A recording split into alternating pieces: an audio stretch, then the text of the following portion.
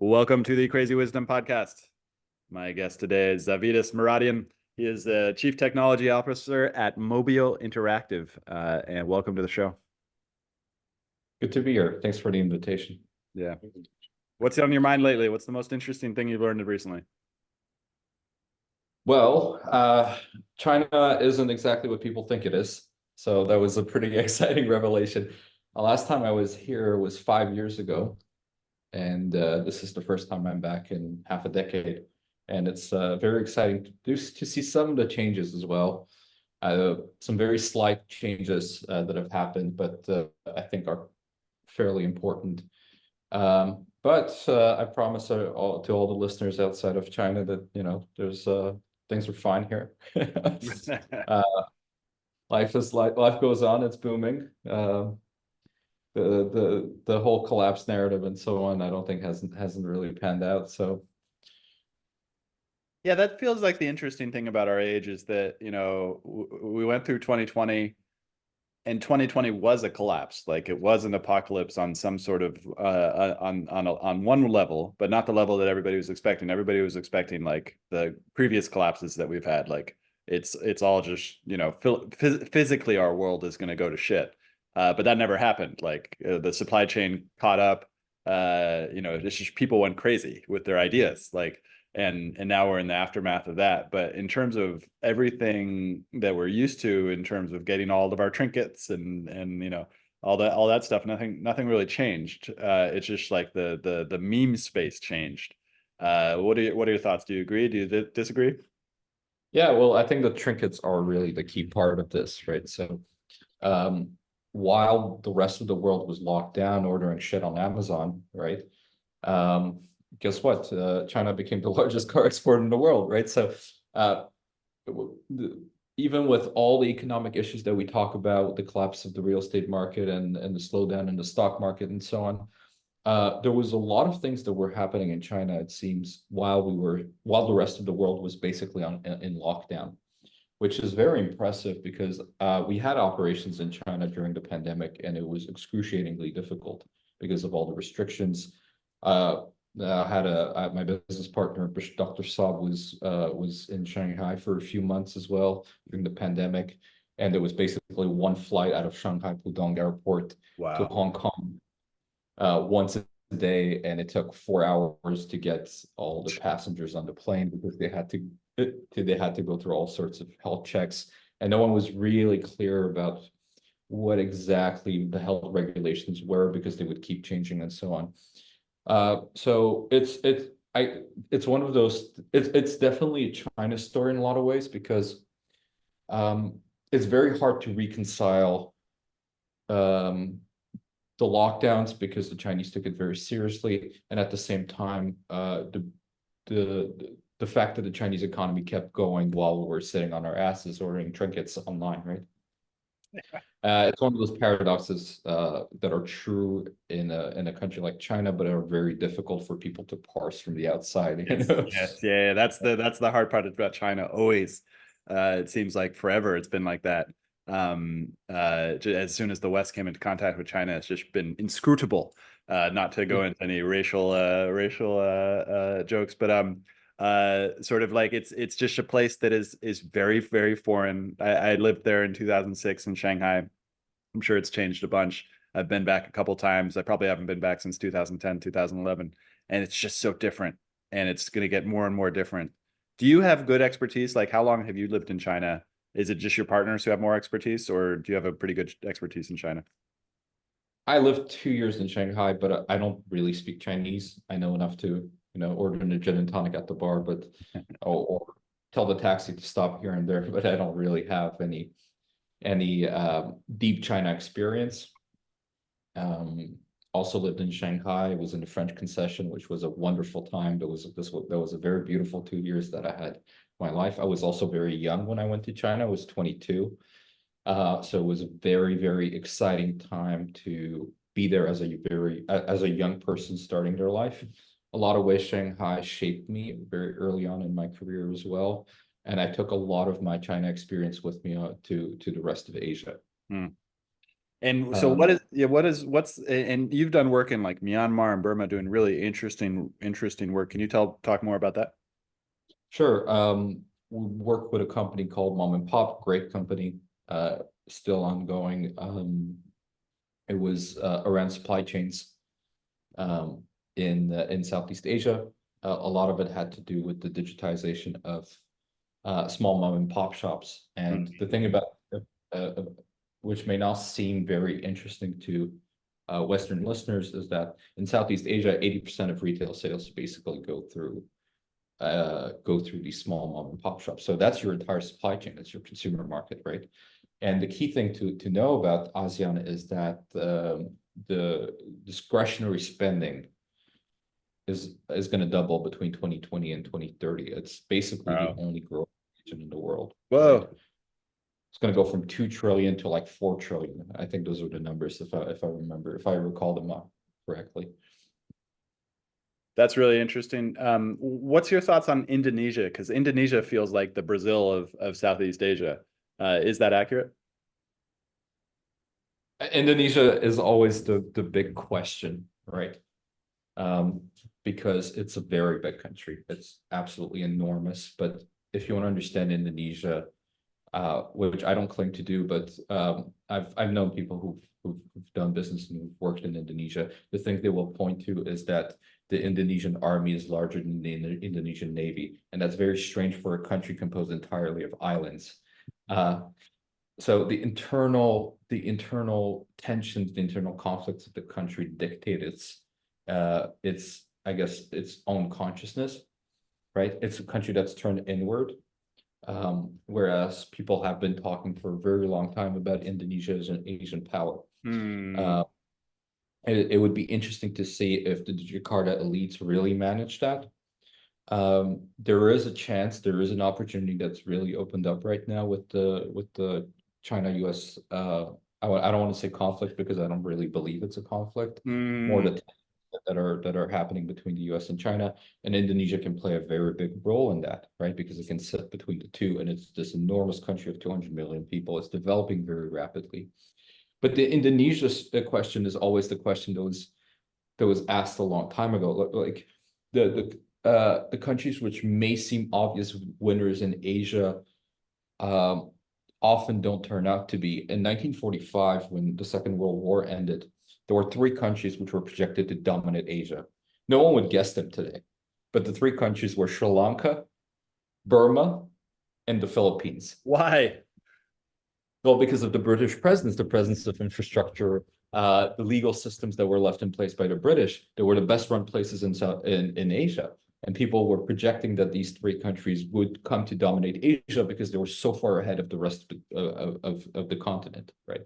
And it's very interesting to see that didn't pan out. In fact, Hmm. Hmm. two of them, Sri Lanka and Burma, are basket cases of mismanagement and poor governance. So it's And the Philippines. Philippines, it's just yeah, almost it's It's not as relatively bad. Yeah.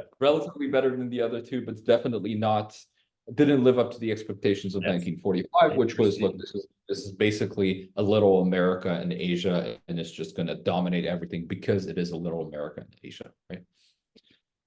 And then the Indonesia question could pan out that way. People have very high hopes. Indonesia was even mentioned in Putin's interview. Wow. Um, oh, look, the Indonesians are doing this. They represent something in the world. The Indonesians have their own way of doing this, pointing out that the fact that it's a multipolar world. Well, the reality is that Indonesia is not a pole; it's a question mark, Hmm. right? Hmm. If it stops having an army and decides to build a navy, then it's a different equation. But I bet the uh, Chinese would not like that. I don't think they would care too much. It wouldn't infringe on their own. There would be some discussions around the South China Sea claims, but I don't think the Chinese are particularly threatened by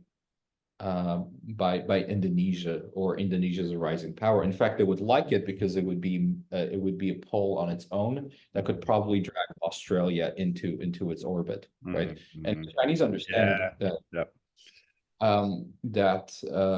ASEAN is super important to them, and for the demographics, right? lot of people that I talk to always point out to the demographics of China. Oh, Chinese manufacturing has ended because it's too expensive to hire low-wage workers. Well, you have Indonesia with like 250 million people to the south. You just move your low value add factories there, your supply chain, and you do the high value manufacturing in China. You've just solved your demographics problem just by including Indonesia in your supply chain. And that's true for the rest of Southeast Asia, right? So, and let's go into that thing about China manufacturing is over because it's too expensive. From my understanding, what happened with China is that they did what they wanted to do, which is that they got from just building really trinkety trinkets to mid-level trinkets. And now are trying to go to the mid-level to the high level of like high precision manufacturing, which is, I believe, completely dominated by the United States and Germany. Is that accurate? That they didn't lose by getting it too expensive. They just jumped to the what they wanted to, which was what Japan did. Yeah, I think that's a pretty accurate description. What we've seen, especially working with Chinese manufacturers, the trend I've noticed is towards a higher attention to detail, right?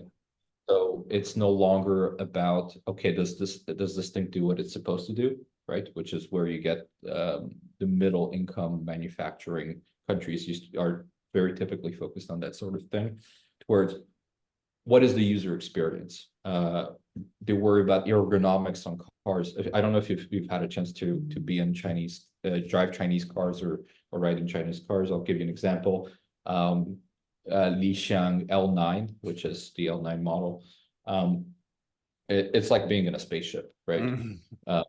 Like there, and it's not that it's a good car, it's a bad car, but it has an enormous attention to detail on the user experience and making sure that the driver feels that this is a high quality product, right? I mean, it has like it has massage seats in the car, right? And it has a computer dashboard. And it's just it's not that it's good or it's bad. It's just where the Chinese attention is, and I think it betrays a lot of the ambition that, okay, we're gonna push the limit and we're gonna infringe on territory that's traditionally been Germany and the United States, which is these high quality, excellent user experience. It's not that it's cheaper now; it's that it's actually better, and I think the Chinese are really focused on that now. And you've lived in China a decade before I did, but I think the very consistent thing is that the Chinese tend to achieve what they set out to do. Yes. And just from what I've seen from the latest production and just generally the products that the Chinese are really pushing into, it's very high quality production, in fact, right?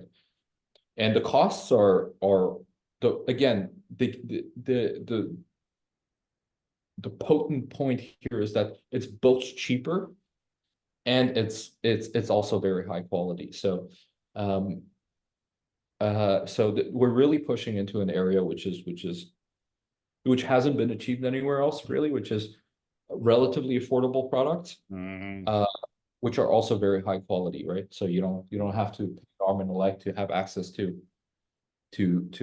levels of luxury which are like which would be double the price, let's say, right? The Li Xiang L9, I'll use as an example again, is around 70,000 USD, right? And I think it is fairly comparable to a Western made like a Mercedes car, like a Mercedes. That's right, which is double, right?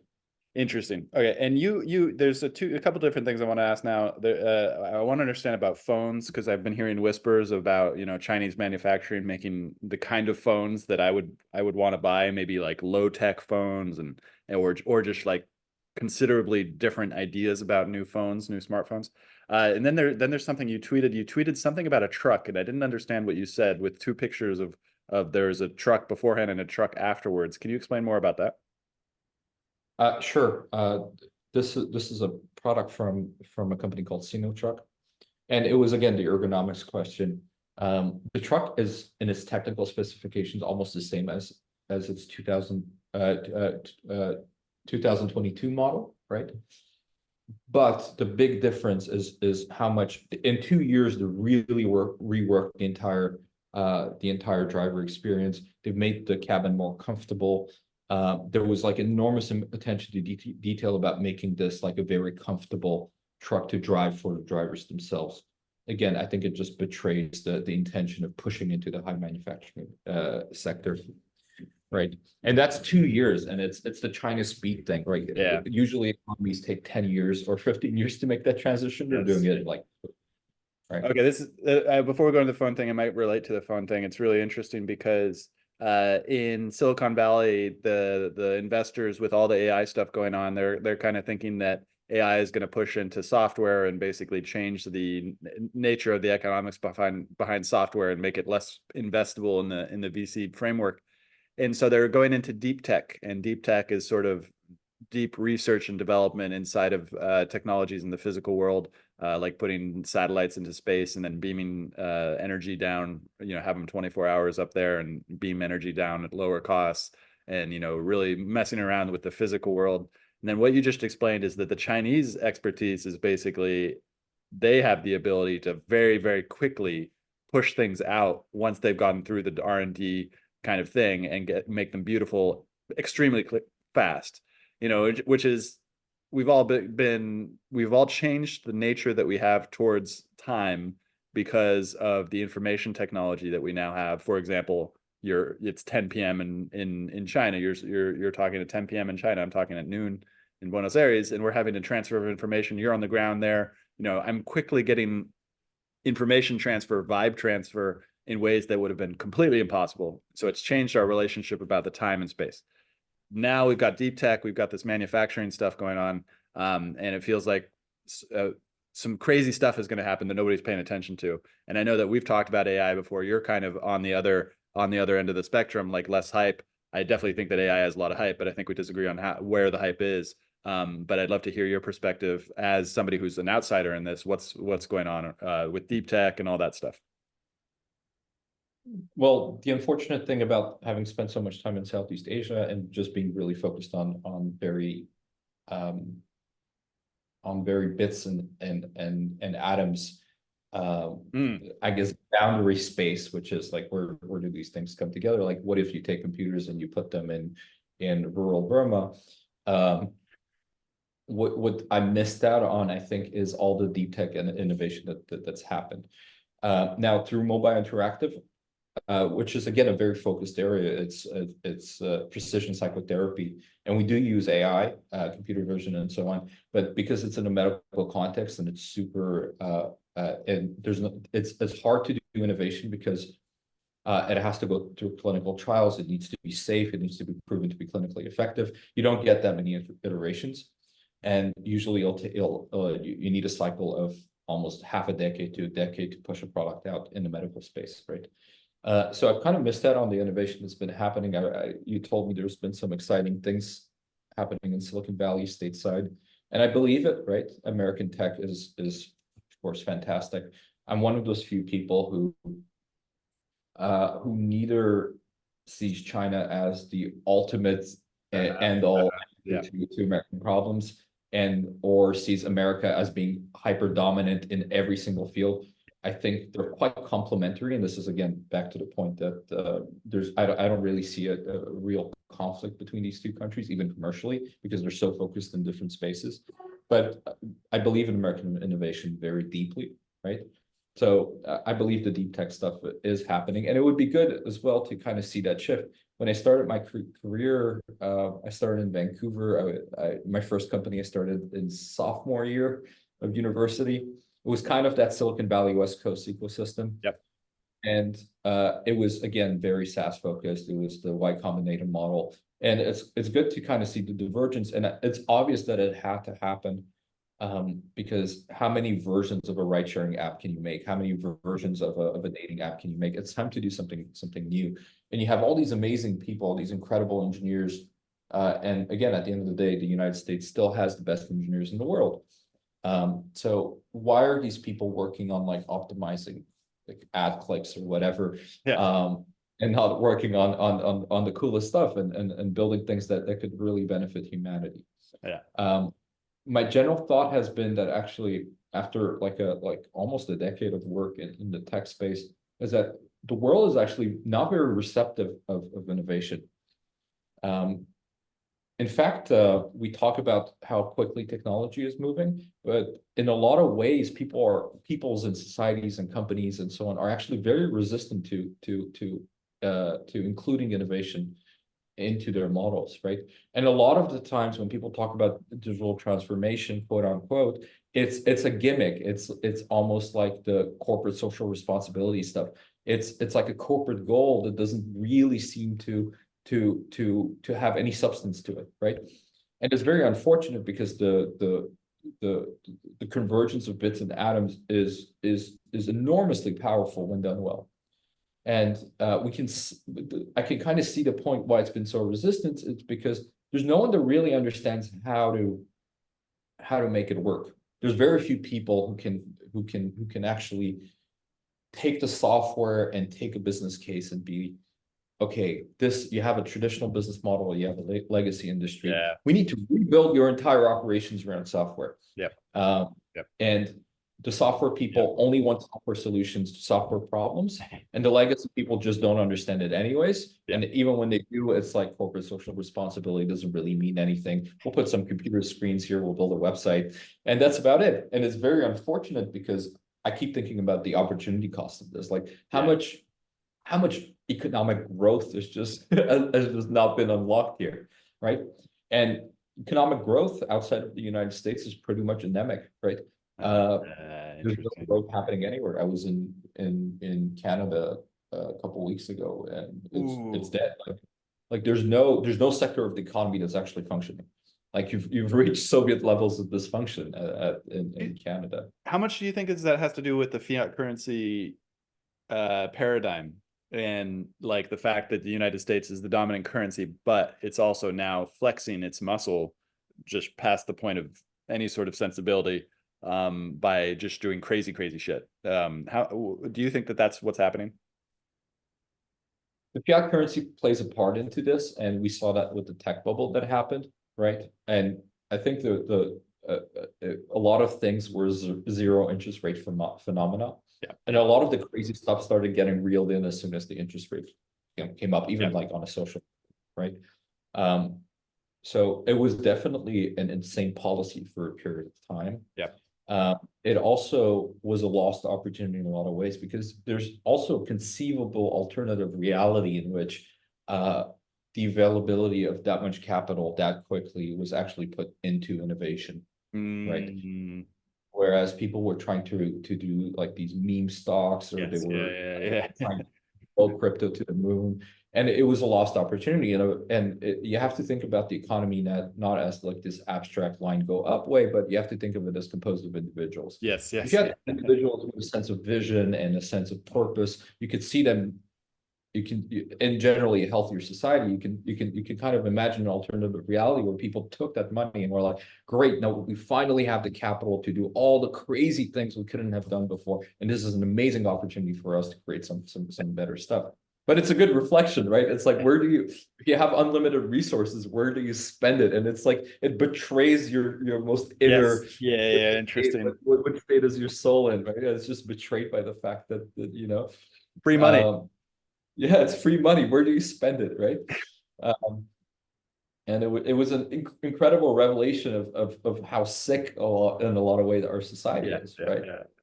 And it's so interesting because it's between the individual, as you mentioned, and then the baser animal instincts that survive on group and that look at what other people have. And it goes back to that great scene in the Big Short movie where they're talking to the strippers who own all the houses and stuff, and talking to the real estate agents, and they're just like, they have no idea what's going on.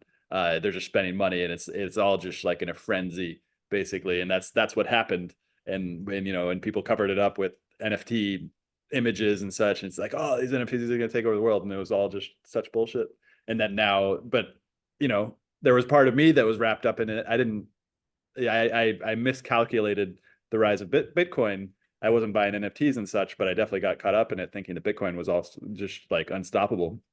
And so like there's that part of myself that got wrapped into it as well. So it's not like I'm just blaming somebody, but it's really funny that that's what happened. And I really like that perspective of essentially saying, this could have gone another way if we had our values set And also that relates to COVID and such. If you have anything to say about that or respond to that, but we can go into it. Otherwise, I would love to go back to that phone question and then also go back to that thing you mentioned about China, the conflict between the United States and China, which really isn't a conflict. Which one do you want to talk about? Well, I'll just respond to your last point first, because there is, in fact, a lot of the individual aspect of it. Again, we tend to think of economies as these abstract things, but they're composed of individuals.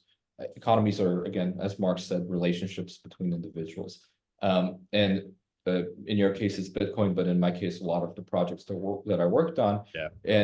And I was thinking, now that the frenzy is over, I'm like, okay, this was a really bad business case, or this was a really bad idea. This really wasn't going to work unless if someone was giving me unlimited money to keep doing this thing.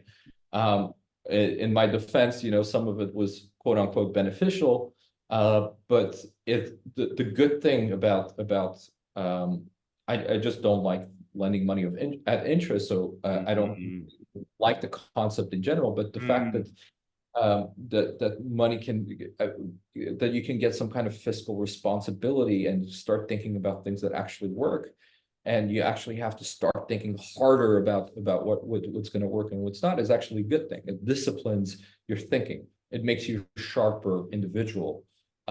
So there was a lot of benefit personally I think a lot of people in the innovation space would agree to the fact that there's no more free money available.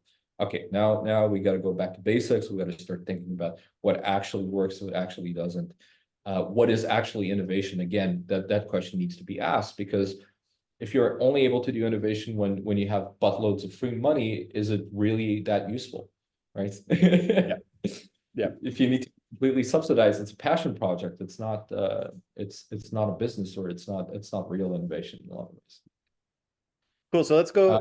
Go for it. The phone question. Yeah. The phone question. I can't really answer, because I'm not that familiar with the Chinese phones, and it just keeps changing so much. But one anecdote I can mention is in 2018 I visited the Xiaomi factory in I think it was Hangzhou, if I'm not mistaken, and I was blown away. My dad used to work for Nortel. I don't know if many people know this company, but it was a major communications company in the late 1990s. It went bankrupt. It was a Canadian national champion, basically, and it just went sideways. But when I was a kid, after school, like, I would go hang out at the factory with my dad. My grandfather was the production line. My dad was an engineer there, and I got to grow up around the factory world in a lot of ways. And the early 2000s, as offshoring was happening, a lot of the factories in Montreal closed down, and they were all shipped overseas. And that was it. The factory dream was over. In 2008, really put the nail in the coffin. It was never coming back. Right? It was, and you can think about it as like this idyllic 2000s lifestyle, or late 1990s lifestyle, which was a single family home. You go to work at the factory, or you go work at a semi-digital company, and you have all these comforts, and you have this middle class net around you that kind of supports your existence. And then that was kind of yanked out. And for millennials like myself, I'm very much at the very end of the millennials, at the beginning of the Zoomers, but also older millennials who were graduating college around 2008, 2009. They had to go through this weird shift. And I remember the period very, very distinctly, because it was both a little bit hopeless, like people were complaining about the cost of living, about jobs being almost impossible to buy, not being able to go out. But there was like this the thing that I recall now is like Elite Daily. I don't know if you remember that magazine. It was all about the millennial hustle, and I loved it because it was like, okay, times are grim, but we're going to try to make it through. We're going to find new ways. And it was the beginning of the digital economy. Everyone was like, learn to code. This was before that was a popular thing in the late 10s, the early period of that. But that lifestyle shift had happened, and we just forgot about the factories after 2008. It was like, this is non-entity. It's the past. Like, it was memory hold. Like, people weren't like, okay, the factory jobs are gone. It's like it never happened. and you had a 10-year period. And when I went to the factory in China, I was blown away because that's not, and Nortel was a major company in the late 1990s, early 2000s, and I compared the major factory floor of Nortel in Montreal to the Xiaomi factory, and it's still a telecom industry factory, so to say, but it was like being in the 22nd century, and I was blown away. I'm like, this is where it all went. When the doors closed in Nortel, Xiaomi opened, right? And basically that transition happened, and what I realized is that on the other side of the Pacific Ocean, that factory model never stopped, right? And it was a place where people liked to build things. They liked building these amazing new phones, and the Xiaomi was, I think, the first phone that was relatively comparable to their Western counterparts. It wasn't like a cheap knockoff. It was a high quality phone that Western consumers could be happy with, right? That's interesting. Okay, so let's go into the conflict one between China and the US, and why don't you think that's a conflict? Because there's no point of tension, right? With the Cold War, and there's a lot of Cold War rhetoric going around, there was a real ideological conflict, right? When the Soviets took Berlin in 1945, there were 8 million Red Army troops in the middle of Europe, right? And facing them was a fraction of that, right?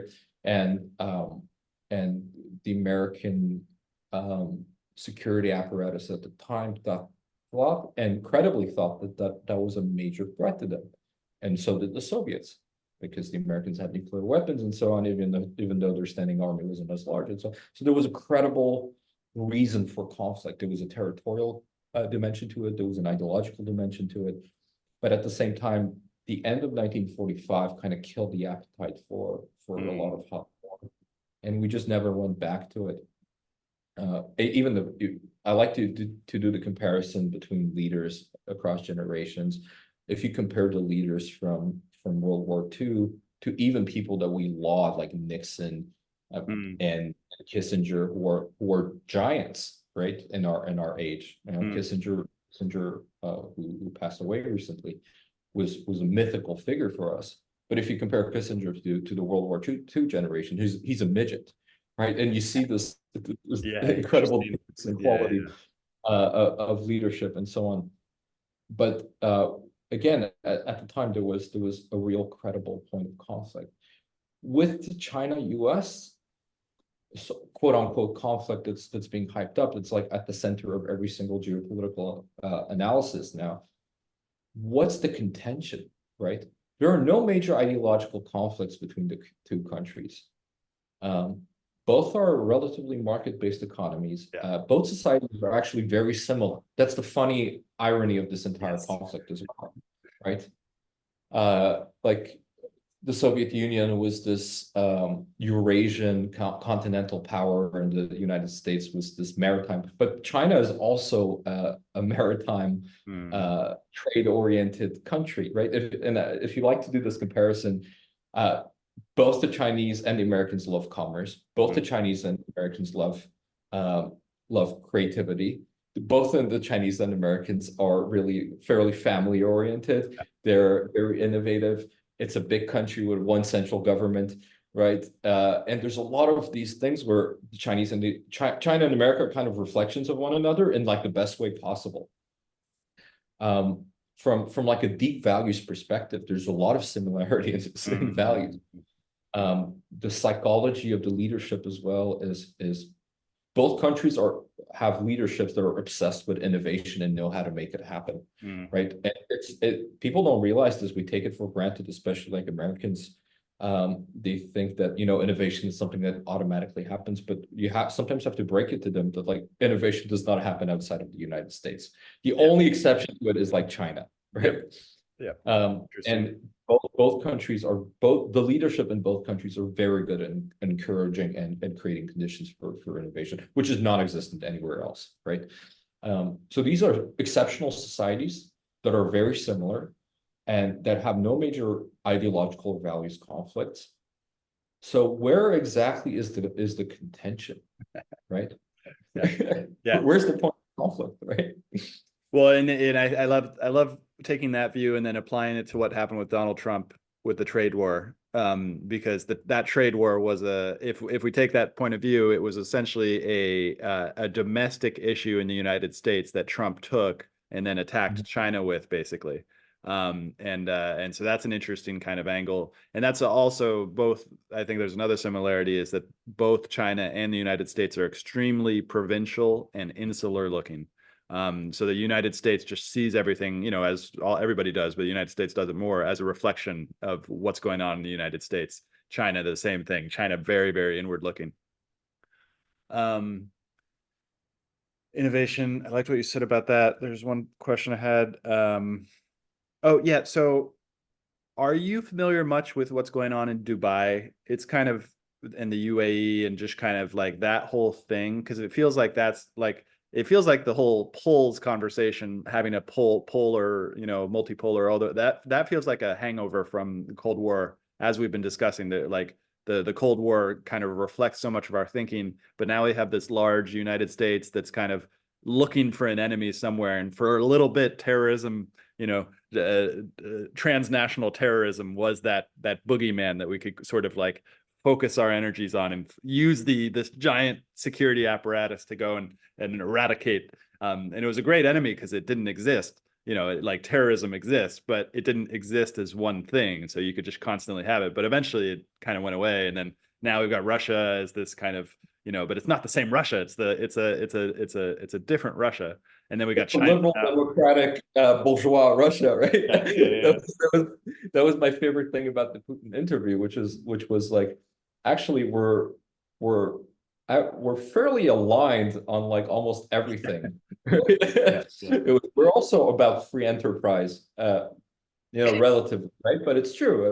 Russia is a market economy. Yeah. Russia has a plutocratic elite, the same way the United States does. Yeah. It's not particularly opposed to innovation. It's not particularly opposed to personal freedoms, right? It doesn't like competition in terms of power, right? But who does? But neither does the US, right? So Yeah. when there was anything that was out of control, like the January 6th incident, for example, the state cracked down. And that's what states do. They crack down on anything that could threaten or even tarnish its image. So the methods are obviously different in the US and Russia, but again, at a fundamental level, they're quite aligned on what it means to be a society, right? If you're really an autocratic society, you wouldn't even go through the gimmick of holding elections, right? It's a weird thing of our age where even like very autocratic countries tend to go through the process. I don't understand why. It just doesn't really make any sense to me. To answer your Dubai question, just not to get off topic too much, I actually don't know anything about the Middle Eastern ecosystem, but the only anecdotes I can cite from my own professional experiences, a lot of the people who were working in Shanghai, late 2010s, moved to Dubai to continue their work in space. It's been attracting a lot of non-US based innovators. I don't know how high quality the innovation is, how real it is, but it's definitely become a place where people go to. And I think the low tax regime and things like that are really putting up. That is, I think, really the ideological divergence is places like Dubai and Singapore with low tax, free markets, really free markets, high levels of personal freedom, and very high quality of life, right? Those are the places that compete, right? Singapore is actually quite obsessed with becoming a health-centered city, and I'm sure there's a lot of places in the Middle East who are really banking on the high quality of life aspect and the appeal that has, right? Okay, that brings us right into the next question. We got about 10 minutes left. So what is your thoughts on, because I know you were in South America, what is your thoughts on South America and this whole global perspective? Because what you just said about quality of life, I have now found the place for me after going all over the world to try to find the best quality of life. Have now found the city which represents the best quality of life that I've found, which is Buenos Aires. Good air, not too much traffic, as long as I don't try to go anywhere that's too far away. and really beautiful, awesome culture, surrounded by mountains and other things. It's not literally surrounded, it's actually surrounded like Kansas. It looks like Kansas for about 4 hours until you get to the mountains. But then you've also got Brazil, which is also another home. I consider Brazil and Argentina to be kind of the same basic region. What's your take on South America? South America is the only place in the world where you're truly free, right? That's the short answer. And there's an appeal to that. In the way that you're allowed to be and do things that you wouldn't be allowed to do and be anywhere else, right?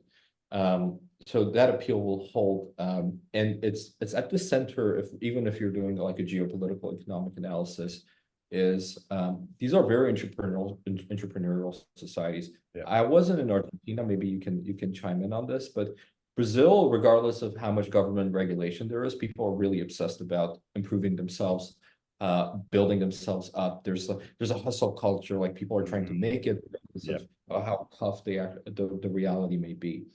So and it shows because Brazil is quite a robust economy, right? It doesn't matter who gets elected, whether it's the left or the right. Like it keeps roaring on. It's a major manufacturing hub. Sao Paulo is one of the greatest cities in the world, right? Culturally as well, extremely dynamic. Not in the New York, Shanghai sense of dynamic, but it's very colorful. Definitely a lot of depth that comes with that freedom, which is great, right? It isn't just low taxes and I'm allowed to do what I'm allowed to do. There's a lot of color in the people. There's a lot of depth to the freedom, and it can appeal to. It's not for everyone, that's for sure, and I recognize that. But it can have a very deep appeal to the right kind of person. Yeah, it feels like to me that the whole Western Hemisphere, there's something that happened on that boat ride over that convinced a lot of the people that came here to all do that basically created the foundation for pretty similar cultures, although they're very different. But the same basic thing, it's the same thing in Argentina. There is that the huge focus on improving oneself, self-development that exists both Brazil, Argentina, most of Latin America, and inside the United States and Canada too. Like it's just something about the Western Hemisphere, it feels like. Yeah, that's right. That's right. Those are very fruitful places, right?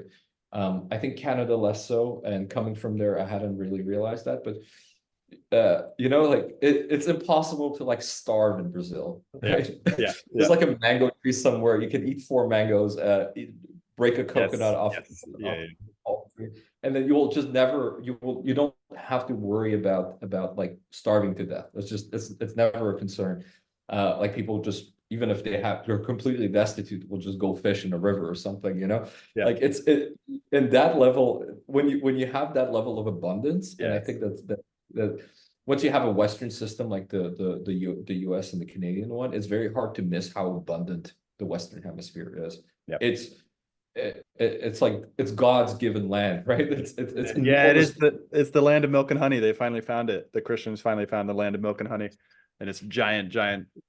It's not only abundance too, it's also the lack of people. So the population density.